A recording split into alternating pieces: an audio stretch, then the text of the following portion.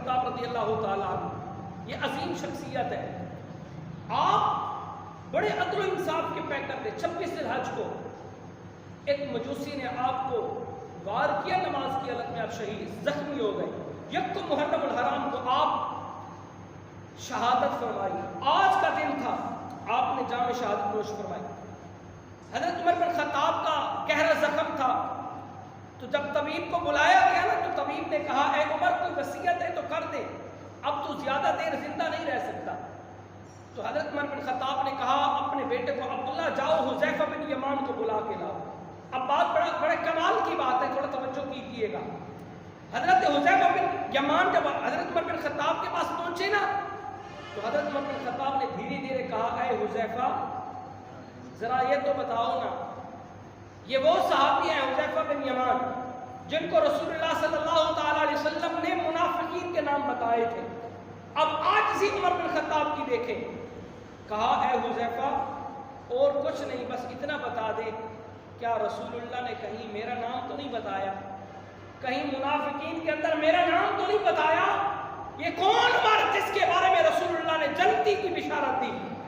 عمر فی الجنہ، عمر جنتی ہے. جنت کی بشارت ملنے کے باوجود بھی کہا اے حذیفہ بن یمان ذرا بتا تو صحیح نا کہیں میرا نام منافقین کے اندر تو نہیں ہے.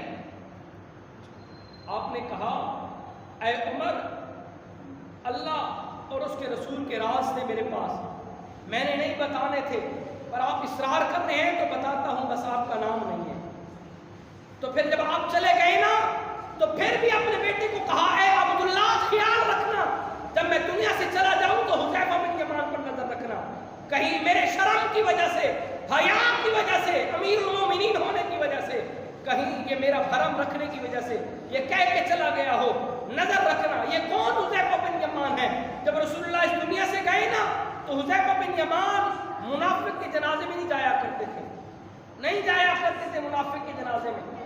حضرت عمر بن خطاب اس جنازے میں جاتے جس جنازے کے اندر حذیفہ بن یمان ہوا کرتے تھے، باقی سب جنازے کے اندر شرکت کرتے. حضرت عمر بن خطاب حذیفہ بن یمان کو دیکھتے کہ کیا حذیفہ بن یمان اس جنازے کے اندر شامل ہے؟ اگر ہے تو وہ بندہ مومن ہے، اگر نہیں ہے تو پھر آپ دھیرے دھیرے جنازے سے نکل جاتے. جب آپ کا وصال ہوا تو حضرت عبداللہ حضرت عمر کے بیٹے وہ فرماتے ہیں سارے جنازے پہ آ رہے ہیں، میں جو دیکھ رہا تھا وہ حذیفہ بن یمان کو دیکھ رہا تھا. کیا میرے ابا کے جنازے کے اندر حذیفہ بن یمان آیا ہے؟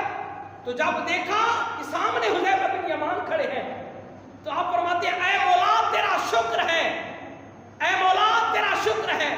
یوں مخاطب کر کے کہا اے ابا تجھے مبارک ہو، اے ابا حذیفہ بن یمان تیرے جنازے کے اندر شامل ہو چکے ہیں.